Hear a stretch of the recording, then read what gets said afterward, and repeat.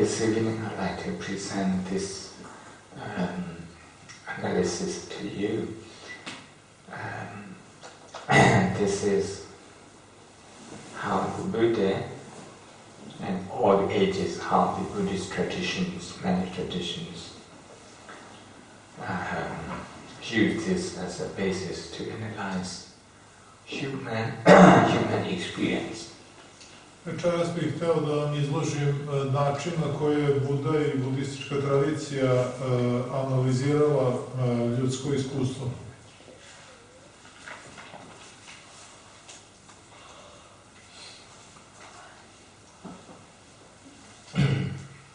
The word Buddha is about understanding. Buddha means somebody who understands, somebody who is awakened. Buda znači neko ko je probuđen, Buda znači razumevanje, znanje. Who is awakened to what is happening with the experience here. And when we are not sure, when we don't know what's happening with our experience here, we start thinking about many things. Dakle, Buda znači znanje, odnosno razumevanje iskustva koje se u nama događa. Ukoliko mi ne razumemo šta se događa u nama, tada se stvaraju razne zablude. In India, in the recorded history of 5,000 years, people, they try to understand their experience of emotion, experience of physical experience,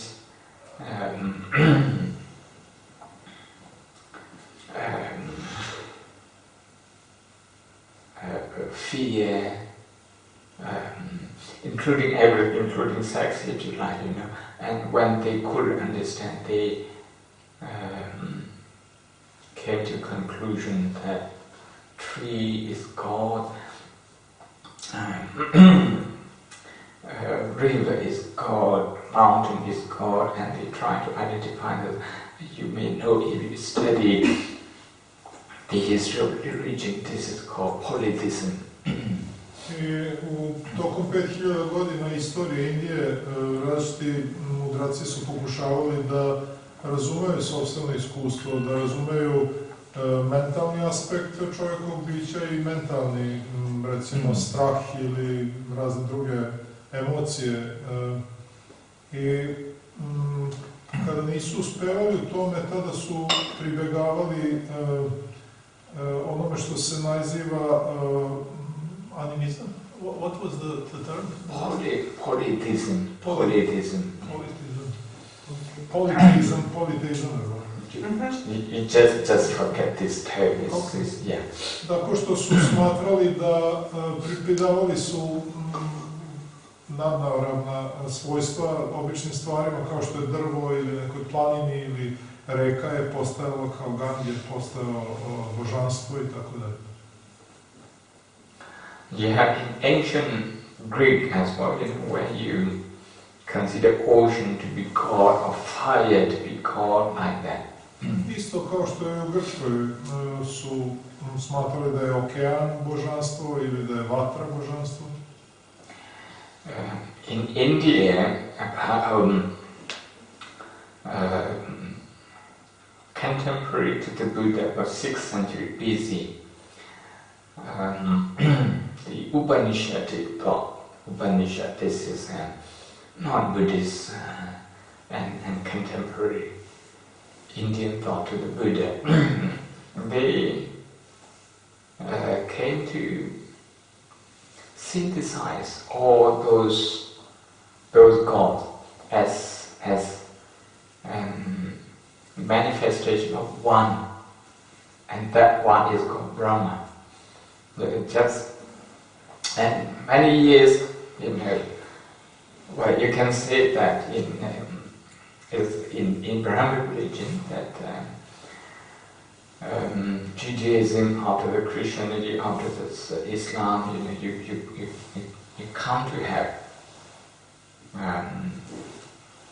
one God which is superior than any other thing. And then you come to see the previous polytheism as a paganism.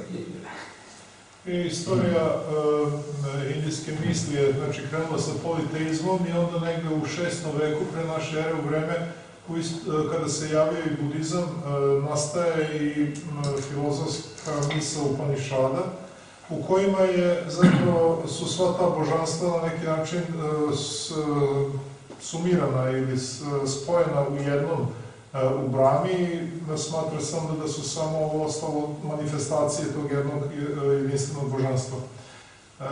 Isto što se i desilo i kasnije u hrišćanstvu ili islamu ili judaizmu, da je uzet jedan bog umjesto prvobitnog mnogoboštva. So, even in India during the Buddha's time, before his time, for people who look outside, okay, then if you want to find wisdom, you look to Brahma. If you want to understand fear, you look to Brahma. If you want to understand how human experience works, you look to Brahma. So Brahma becomes the source of everything and the origin of everything. Tako da je to jedno božanstvo da postalo izvor svega, iz njega izviralo sve, tako da su ljudi počeli sopstveno iskustvo, ono što se dešavalo u njima, isto tako da pripisuju kao uzročnike Brahmi ili tom jedinstvenom božanstvu.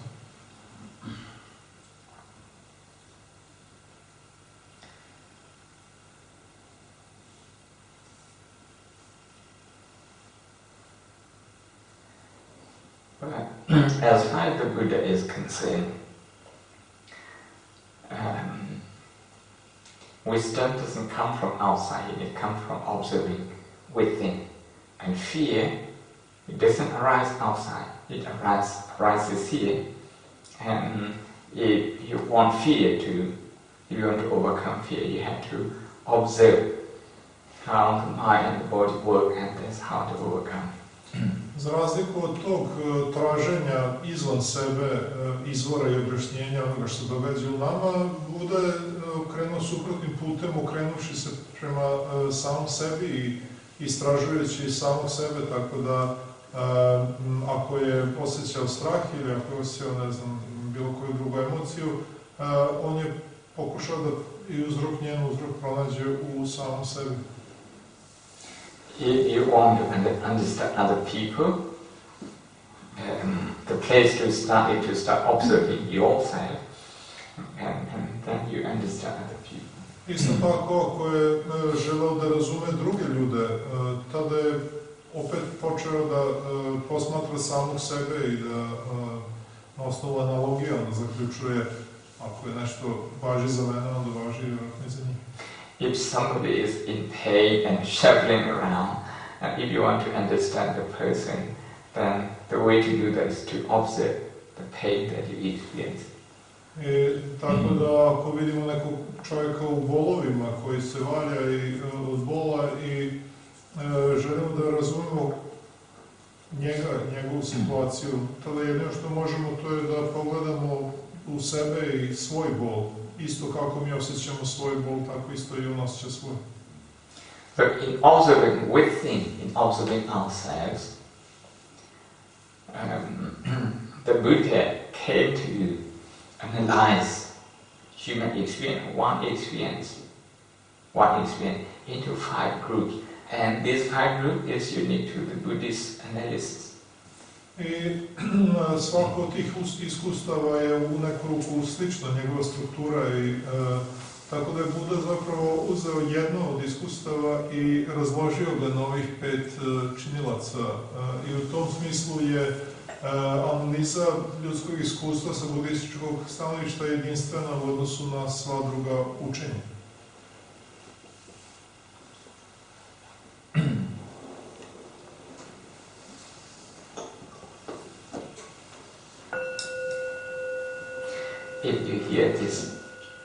sound, your ears, okay, your ears, that's the physical aspect. The sound is also physical aspect. So physical aspect is one thing. And when you hear, if you have like, dislike, if it's pleasant, unpleasant, this is another aspect which is feeling. Dakle, kada čujemo ovaj zvuk i čujemo ga ušima i to je nešto materijalno, znači to je fizički aspekt stvarnosti, ta činija koji proizvodi taj zvuk i naše uši koje to čuju. Međutim, ukoliko se pojavi reakcija na taj zvuk i u smislu da nam se sviđa ili nam se ne sviđa ili već bilo šta drugo, to je već osjećaj, tako da je to mentalni deo iskustva.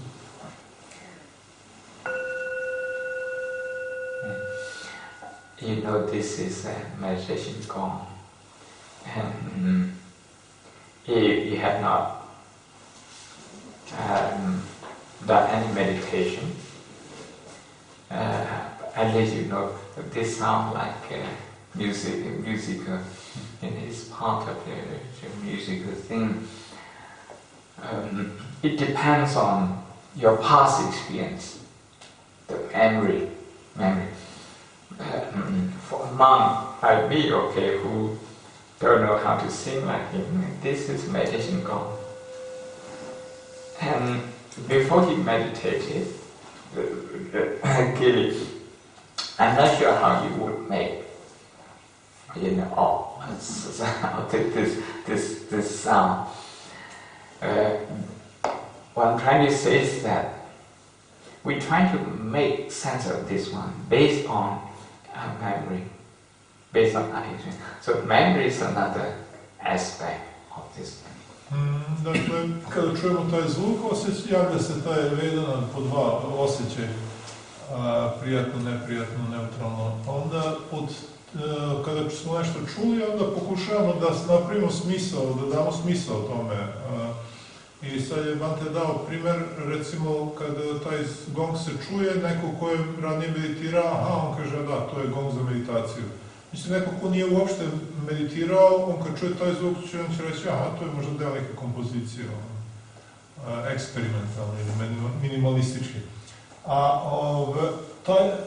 ta funkcija koja je pridavanje značaja nekom podražaju je ova trojka sanja, odnosno, šta kaže? Memory perception, da. Opažaj, znači i memorija. Mi dajemo značenje na osnovu sopstvenog iskustva, na osnovu sopstvene memorije, onoga što smo mi do sada doživljavali.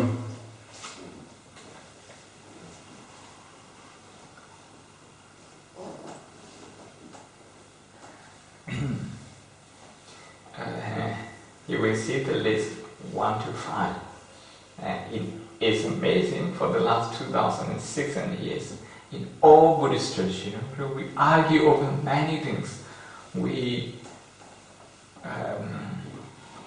have come to disagree over many things, but this list is all the same, and the order is all the same. U različite, naravno, postoje budizmu, postoje različite tradicije i tokom 2006. godina te tradicije su se sporile oko najrazličitih stvari, oko svih mogućih stvari. Jedino oko ove liste, ovih 5 stvari opisa stvarnosti, tu se slažu potpuno i ostali do danas su ostali na isti način opisuju iskustvo. In Mahayana Buddhism, when they talk emptiness, this is to understand human experience, and they use these 5 groups to illustrate. And in Theravada Buddhism, in order to understand non-self or non-soul, aspect of the teaching, we use these 5 aspects of human experience to illustrate. Tako u Mahajani, da bi ilustrovali njihov osnovni koncept praznine, oni koriste ovih 5 elemenata. Kao što i u Theravadi, da bi ilustrovali osnovni koncept nepostojanja sopstva ili anata, isto tako koriste ovih 5 elemenata i njima opisuju.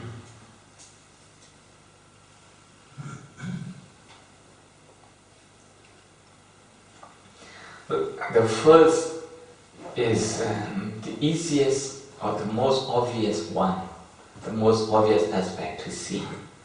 The second one is less obvious compared with the first one, but compared with the third one, it's a lot more obvious. So you can see this. The list is made in order of most obvious, less obvious, and the last one is the least obvious. I ova lista nije slučajno ako poređena, počinjemo od onoga što je najočiglednije, materijalno, znači ono što možemo da opipamo, da vidimo. I to je rupa, fizički aspekt stvarnosti. I onda ide sve manje i manje očigledno, znači osjećaj, on je manje očigledno, manje uočljiv u odnosu na fizičke, ali je više uočljiv u odnosu na memoriju i percepcijno opažaj i tako dalje, dok ne dođemo do svesti koja je najneuhvatljivija, da tako kažem. Even the third one, okay, I have given two translations or two functions, but I have explained only one for the memory.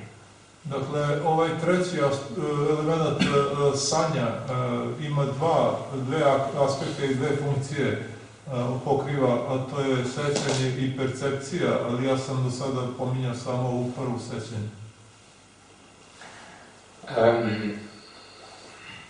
Although the last one, the fifth one, is the least visible one, the least identifiable one. I would say that number 4 is the most challenging one to most challenging. Most challenging. Dakle, onda četvrta je, odnosno peta je svesnost najneuhvatljivija, ali najteže ga je identifikovati, taj element. A za četvrti bih rekao da je najizazovniji ili najteže ga je objasniti vjerojatno to nešto. Sometimes the Buddha must have faced with a choice, okay, to choose just one of these 5 terms, okay, to illustrate some aspect of human experience. When that happened, he would choose number 4, the term sankhara, and he would choose that to kind of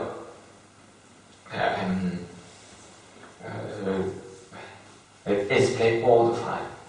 Kada bi Buda želeo samo jednim terminom da pokrije svih ovih 5 i čitavo ljudsko iskustvo, on bi se odlučio za ovaj četvrti sankhara, pošto je on najkompleksniji, pokriva najveći broj mentalnih funkcija.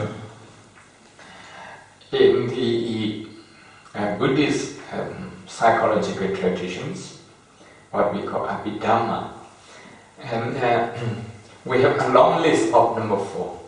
A long list in Theravada, you have about 50, okay, this is a sub-list, if you like. This is a list that comes from number 4. In some traditions, they have up to about 70. Kasnija budistička razrada učenja koja se obličila u deo kanona koji se naziva Abhidhamma, a zapravo radi se o psihologiji, je ovaj četvrti element razvila u 50 elemenata, da kažem, mentalnih funkcija, čitavu listu. Neke druge škole su čak išle do 70.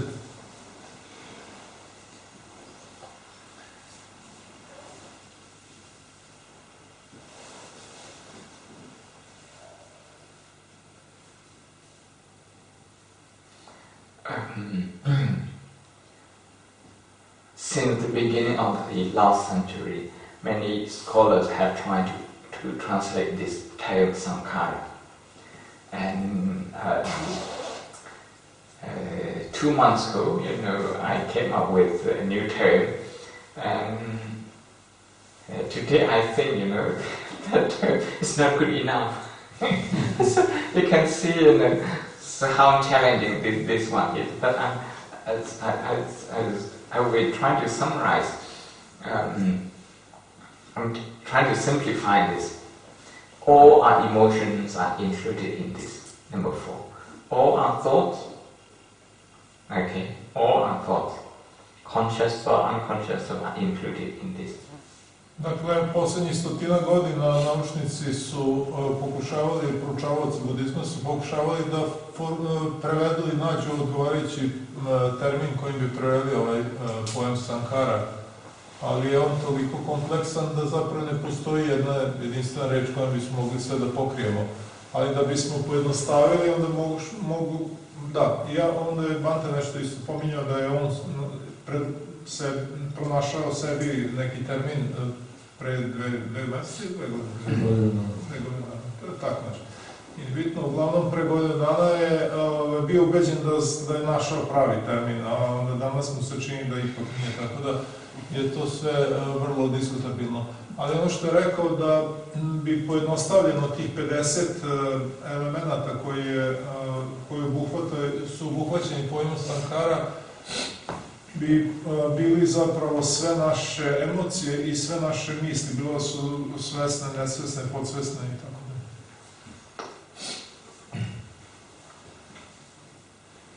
Not just thought and emotion, but many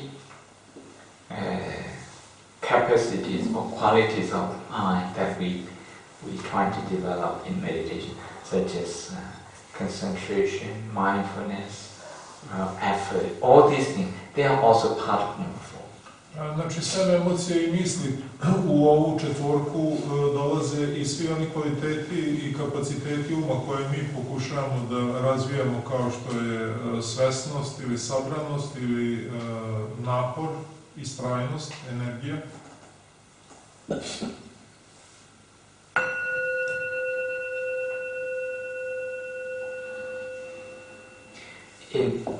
At this moment, the moment you hear this, there's attention. There's some form of concentration. And all these, they come under number 4. I isto kada taj zvuk se pojavi i kada ga mi čujemo, to isto tako podrazumeva da postoji neka vrsta pažnje ili koncentracije da bismo uopšte mogli da čujemo. Ako bismo negde odlutali i bili mislima negde drugde, tada ne bi ni čuli to. Znači, potrebna je pažnja da bismo to čuli, ili koncentracija, i ona dolazi pod ovu četvorku. It is 4 o'clock in the morning. If maybe Book or Maya, in this one, you are still, having very good sleep. If you hear this, and you can't be very pleased because it's too early. It's too early. And that reaction, okay, I have already said earlier, the sound is physical aspect, the feeling, the memory, and then number 4, now the reaction, emotional reaction. It comes under this number 4. Dakle, kada Maja zvoni u 5, mi još uvijek spavamo i onda kad čujemo taj zvuk, naravno pojavi se reakcija. Obično je tu oduševljenje, to smo dočekali da zvoni. I ta reakcija je isto Sankhara, spada u tu grupu. But if you have been sitting all day like this, aches and pain all over the body, and after 20-30 minutes you start thinking when the bell is going to ring, and when you hear this, wow!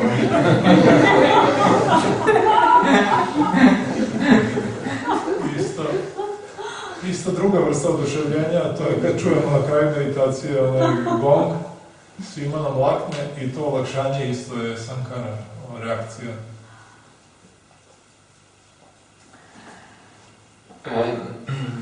The last one, consciousness. Consciousness, this one is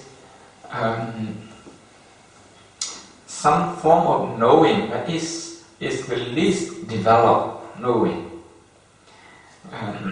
Actually, all these, they form part of knowing. But the last one is when the mind identifies this as an object through the ears, you don't know it is. And you're not quite sure yet at that point, because we talk about processing. At one point, you're not quite sure what this sound is about, but you are. I mean, there is some form of knowing that there's something there. There's something there. And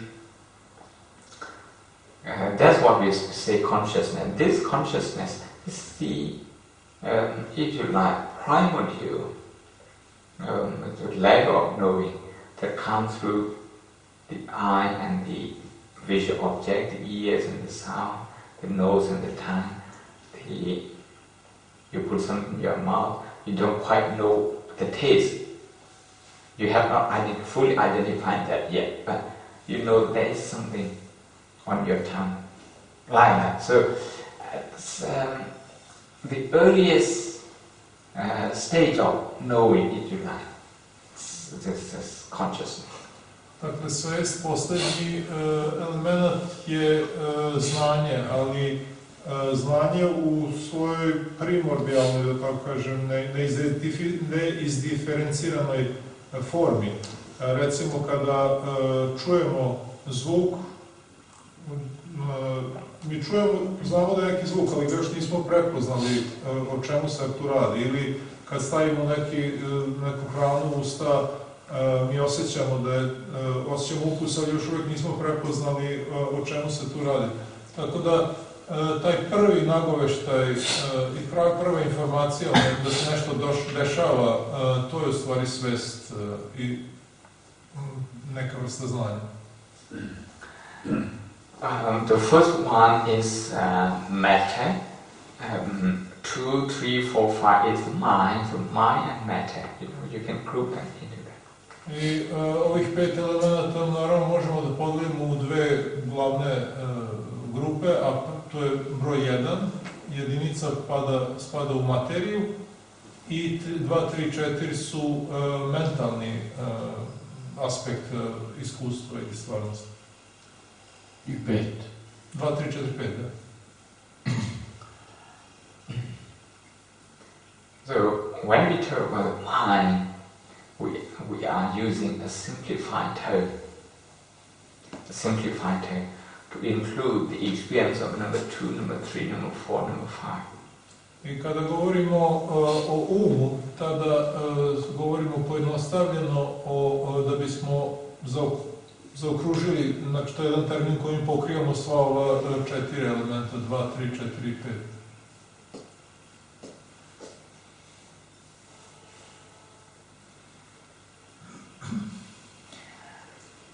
I'm giving this basic information based on my understanding.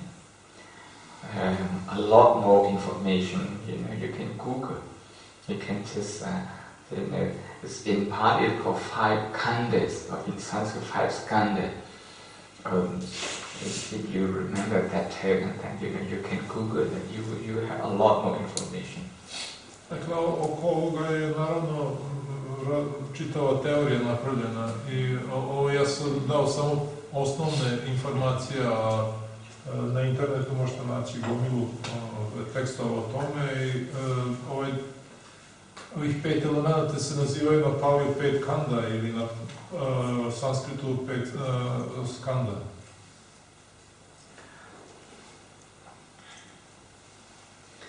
Khandas simply means group. So 5 groups or 5 aspects of our experience.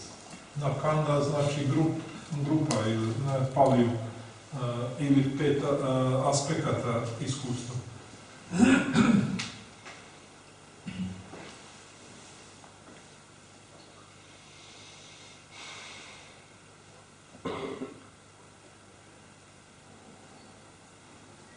The Buddha the Buddha observed these experiences or these 5 aspects of experience, the experience, and observe them continuously. And then he challenged himself, if any of it is permanent. Buda je posmatrao svih ovih 5 aspekata iskustva i analizirao ih i pitao se, istraživao da li je bilo koji od njih trajan.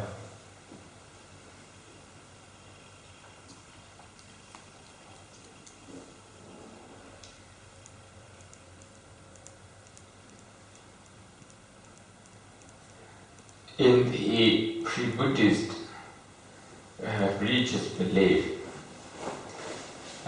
believing in something that is supposed to last forever, eternally, either within our body or outside our body. A belief in that was very strong and is still very strong in India. U Indiji pre Bude verovanje da zaista postoji nešto trajno, večno, nešto što postoji zauvek, bilo da je to u nama ili izvan nas, je bilo veoma snažno izraženo.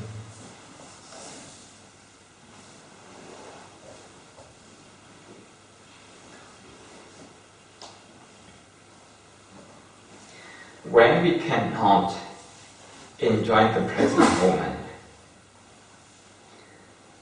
so if the body is in pain, it's very difficult to enjoy the present moment, to concentrate, to be present is very difficult. Just to give an example. So when the mind is not able to enjoy the present moment, it can feel insecure. I daću jedan primjer, kada sedimo u meditaciji i osjećamo bol, tada naravno nismo u stanju da uživamo u sadašnjem trenutku. I kada to nismo u stanju, onda se osjećamo vrlo nesigurnima. When we feel insecure, nothing that we have at the present moment is good enough, and then we need to console ourselves that something will be there. Will last forever. That's why the belief in paradise is very popular in every religion. I iz te nesigurnosti onda izlazi potreba da nađemo, tako kažem, neku vrstu utehe u nečemu što će trajati večno i na što ćemo moći da se oslonimo.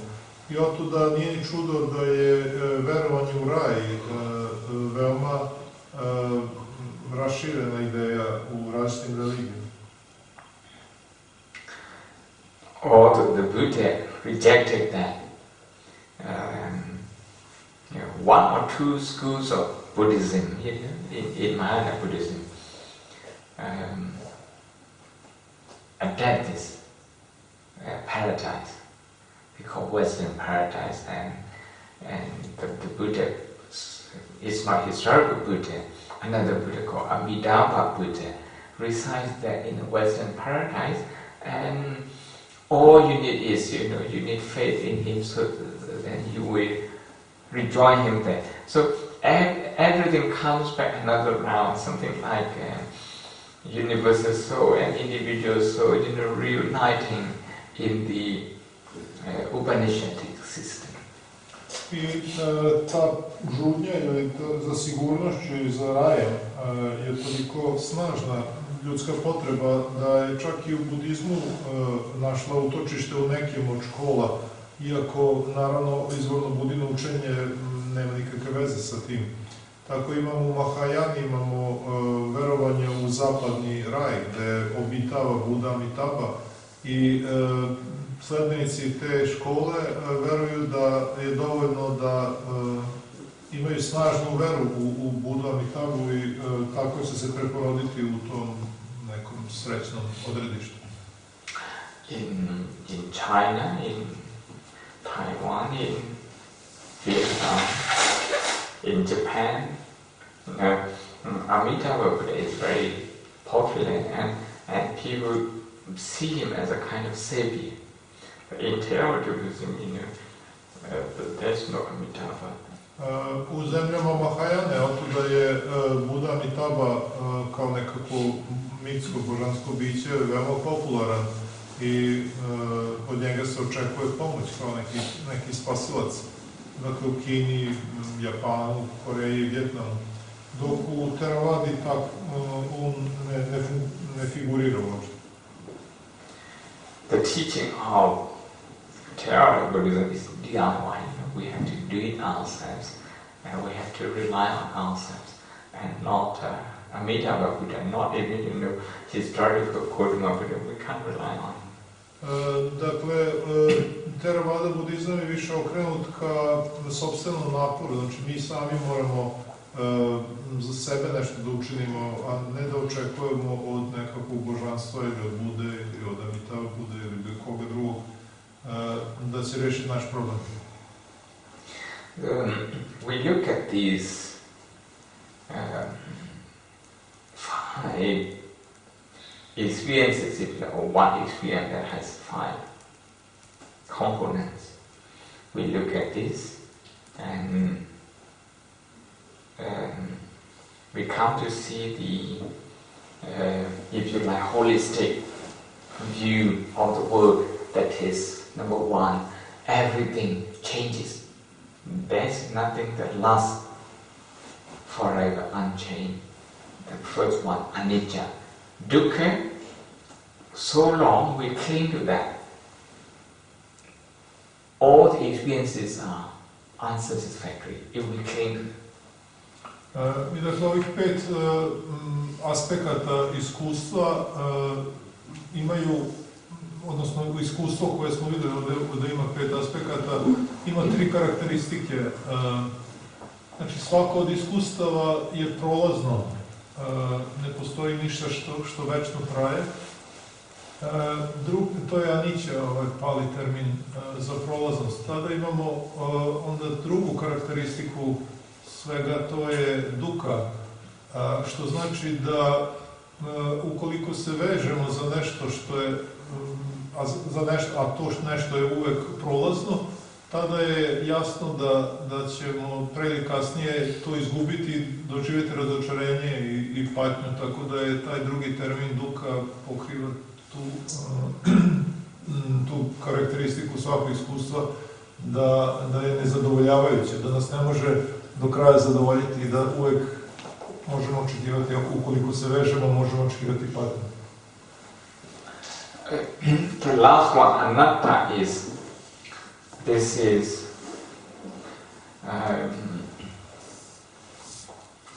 in response to the pre-Buddhist belief in Atman, that Atman is there forever.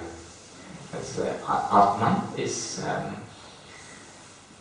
is something that considered to be the essence of the universe and it lasts forever. And the Buddha is anatta, then anatman, the Buddha rejects that. I treća karakteristika svakog iskustva je anatta, odnosno to je reakcija Budina, odnosno odgovor na ono što smo ranije govorili, da ljudi veruju da postoji nešto večno. U Indiji je ta suština bića koja je nepromenjiva i večno nazivana Atmanom, i onda je Buda zapravo otkrio da je to još jedna iluzija. I Atman na Paliju je Ata, a onda negacija njegova je Anata termin. Ili duša. Pa na zapadu mi to nazivamo Or duša. soul in the West, soul. Yes. Anything that is considered to last forever. You can call the soul, you can call that Atman, you can call the Brahman, you can call the God, you can call anything, any name, okay? Something that lasts forever. The Buddha used the word anicca and anatta, these two concepts to reject them. Dakle, anatta bi bilo poricanje, odnosno ukazivanje da bilo šta što mi smatramo inače trajnim, je šta duša ili božanstvo ili Brahman, Atman, koje šta, da je to zapravo samo iluzija, trajnost.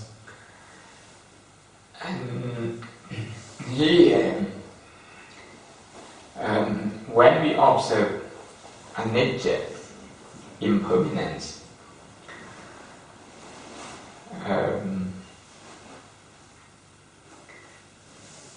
if you can observe your breathing, maybe about 2 hours, 3 hours, continuously, if you can develop concentration at that level, you will be able to see the changes physically in your mind, not in your body. In your body, the things are changing. You don't need to go to a scientist to tell you that all the molecules are changing, all the cells are changing every minute. You need to go to the Buddha and say, okay, this unison physical experience, okay, they are changing all the time. Of course, we can't see, we can only see if we look at our photo now. I got grey hair, only then we realize only something very, very obvious. But in order to come to the grey hair point, things start changing from the time we were in the mother's womb. Okay, changing. So, in other words, the old blood dies and the new blood replaces it. And the old skin dies and the new one replaces it.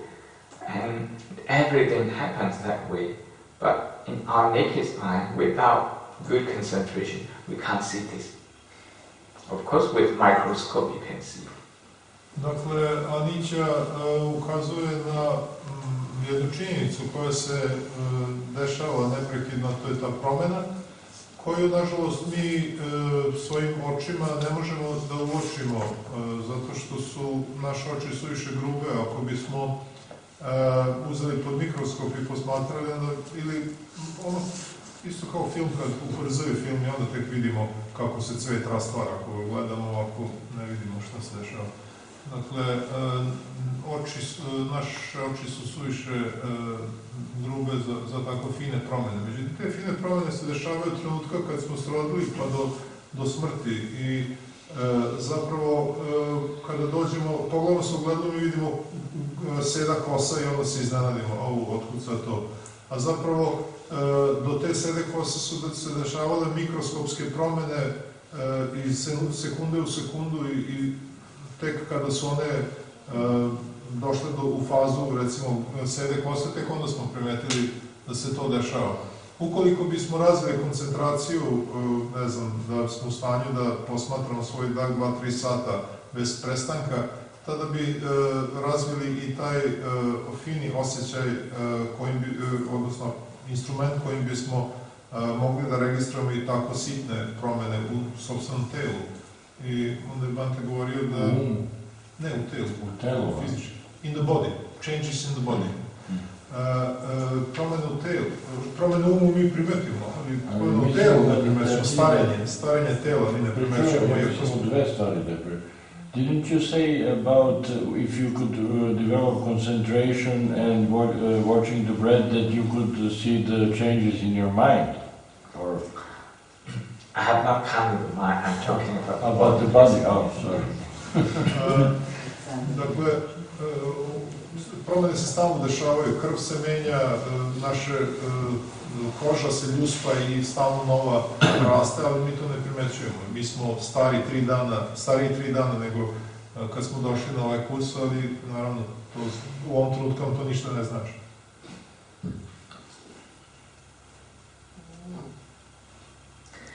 The same with the mind, if we observe it continuously,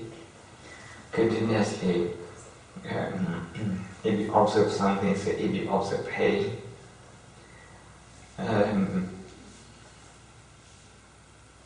before you may think that one mind, one entity is watching, but actually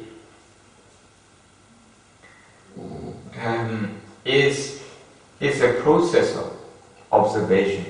It's like the waves in the sea, wave that comes here, then rises here, ceases here, another one rises and ceases, then rises, ceases. But the process is too continuous and too quick, so we can't see a new wave coming up and the old wave dying. We can't see that. We think the wave from the other shore comes to this place. Actually, it's not that wave that comes here. The first wave, it rises there, it sits there, and the next water, the next wave rises and sits there, rises and sits there. I want to refer you to the conversation between Bertrand Russell, the scientist from Cambridge University, and the Archbishop in England. The debate about this, about the impermanence, about the change, and we have the illusion of permanence. The way the waves happen is because we can't see the break. We think it's the same way. But scientifically, it's because of the current underneath, and the water at this point rises, it becomes wave, and it goes down. The water at the next point rises and goes down like this. Okay? So in our body, the change is so constant that we can't see any change. Dakle, ono što smo rekli ranije, da su promjene u našem telu toliko brze i minimalne, da kažem, da ih ne možemo uočiti. Pa je dao primjer onda isto kao sa talasom vode. Recimo, talas se digao na jednoj obali i mi mislimo da je talas koji se podigao na jednoj obali i kad dođe do nas, do druge obale, da je to jedan te isti talas doputovao, da tako kažem, vodim, zato što smatramo da je to jedna celina i da se promjena dešava tako što se ta celina menja. Međutim, dešava se zapravo akcija i reakcija. Izdigla se voda u jednoj tački, ona se spustila i pored nje se, kako se spustila, potisnula je ovu pored. Ova se pored digla i spustila, ova pored se digla i spustila i zapravo proces je putovao, a ne voda. Ta voda na početku, na prvoj obali, nije došla do druge obale, nego je energija, da tako kažem, dizanja i spuštanja se prebacivala i pomerala i taj proces spuštanja i dizanja se preselio na drugu obalu. Takve su promjene se i kod nas dešavaju, da mi koji smo bili pre 3 dana nismo ti isti koji smo danas. Verovatno to hoće da kaže, to je samo jedan sled stanja od kojih je prvo i poslednje stanje, pošto se pripadaju istom nizu, onda je to zapravo isto biće, ali suštinski je ništa se nije preselilo, nije se od pre 3 dana ništa preselilo do danas. Dobro, vidjet ćemo što se kaže. Izvoli. Ja ne razumijem engleski, samo su me tvoje reči, Pavlo Neruda, mi negdašnji, već nismo ono što jesmo. Pa to je to. It's already 9 o'clock. I'd like to touch on the question yesterday a little bit, and then we go to other question, and I have to continue this conversation tomorrow, the conversation of these 5 groups. What Theravada Buddhism, I use the word Theravada, I emphasize this one. Theravada Buddhism sees that, okay, now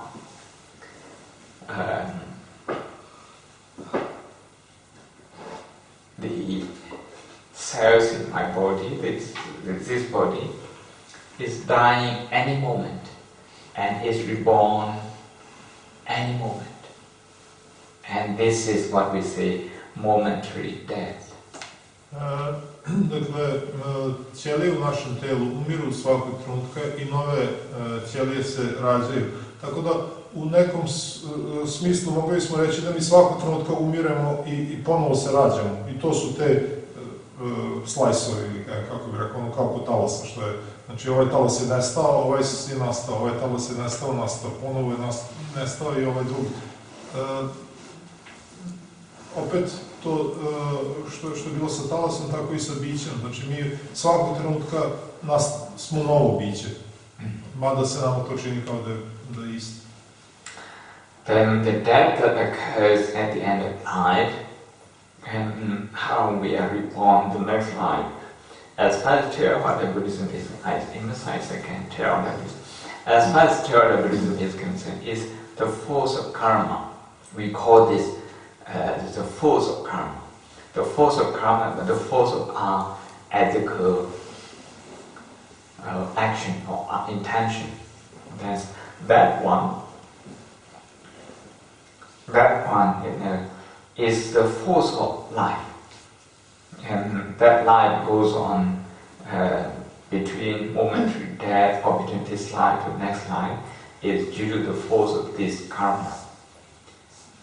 But I like to say that in Tibetan Buddhism they have a different opinion.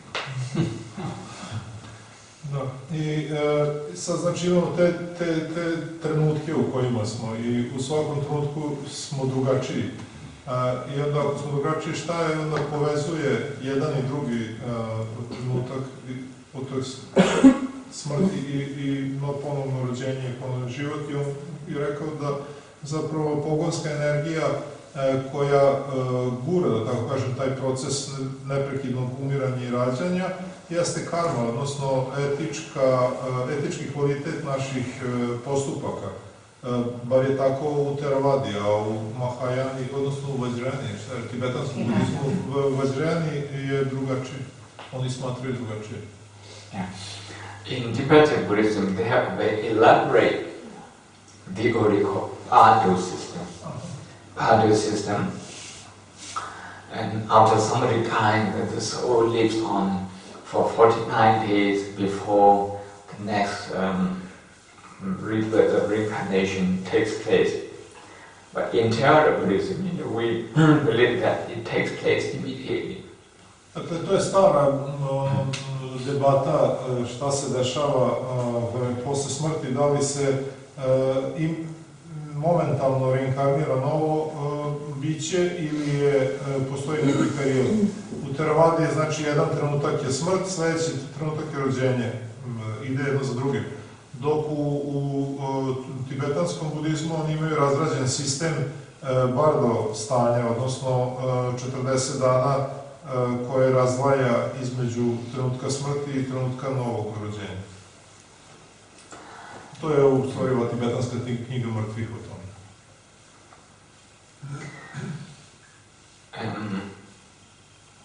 I don't know the Tibetan word, the word that they use for that, but they translate that as soul.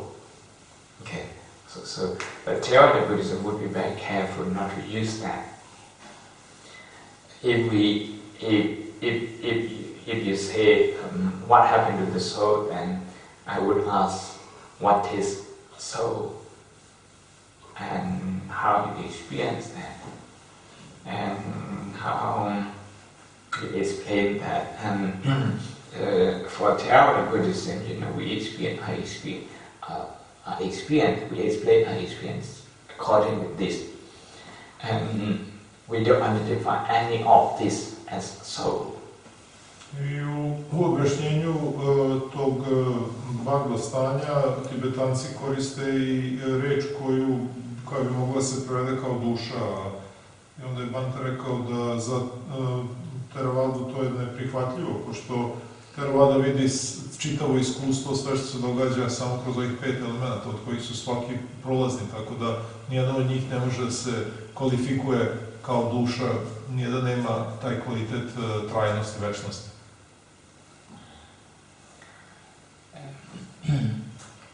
I hope I have given some information that is,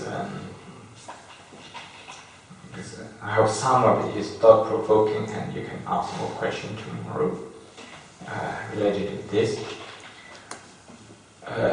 But since we are in a meditation retreat, not in a conference, it would be good if you focus on the practical aspect. Dakle, ja sam ovo izložio kao temu za razmišljanje i možda će moje izlaganje isprovocirati više pitanja u ovom smislu, ali imajte na umu da smo mi na kursu meditacija, ne na konferenciji, tako da pokušajte da vaše pitanja budu ipak više vezana za praksu, a ne za suvu teoriju.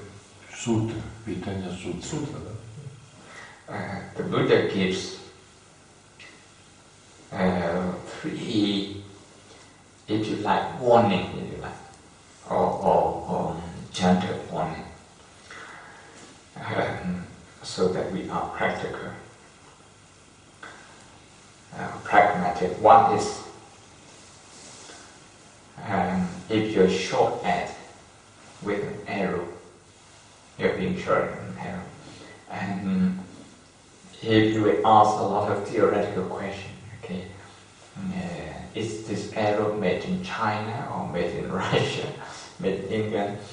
Who has shot at me? Why? What have I done to him? This is unfair. If you're going to ask all those questions which are less relevant, you're going to waste a lot of time and perhaps also your life. And the priority that you should have is to take out the arrow and kill this.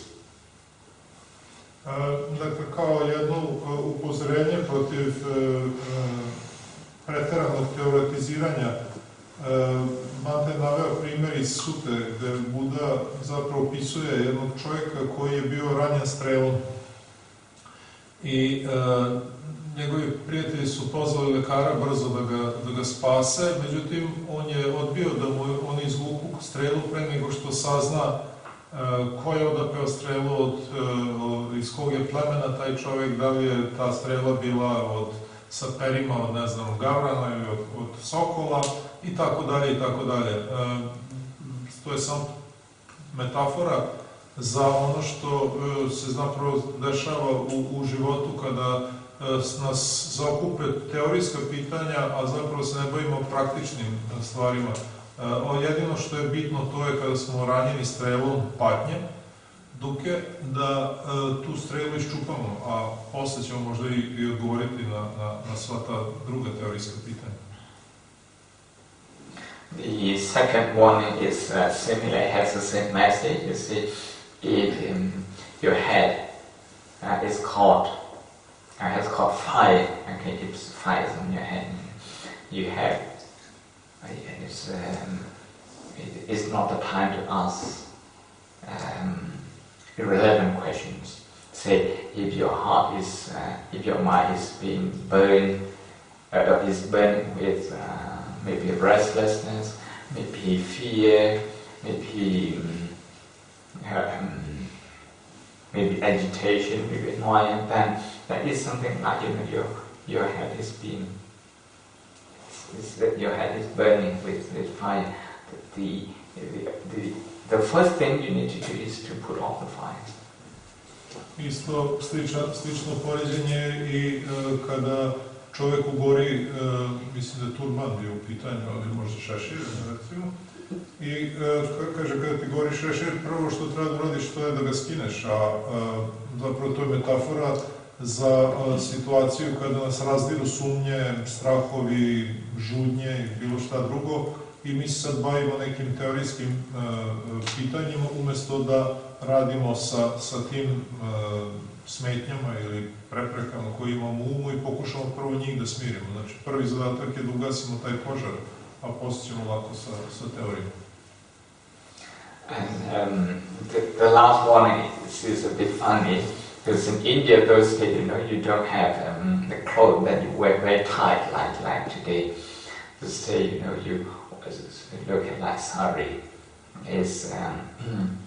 And if the wind is very strong, the wind blows your clothes away. The first thing to do is to pick it up and wear it, and not to blame the wind, not to blame other people. The priority is to dress yourself up.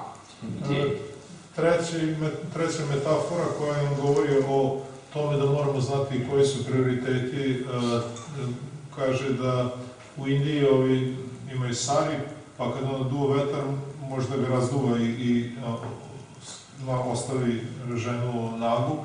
Prvi njen zadatak je naravno da uzme taj sari i da se ponovo ogrne, umjesto da kritikuje i grdi vetar ili da kritikuje ostale ljude koji su možda komentarisali njeno stanje i tako dalje. Dakle, uvek moramo znati šta je prioritet i gde je požar i prvo njega ugasiti. If you have not observed your mind body enough, a lot of what I have said today will be seen very theoretical. If that happens, don't let it disturb your mind. Just keep your mind open. It may be true, it may be false. Just keep your mind open and don't let it disturb your mind. I ovo što sam danas govorio možda vam se učini suviše teorijskim, ali nemojte suviše da vas to zavede, jer ima i praktičnu primjenu u meditaciji. You have another question? Yeah.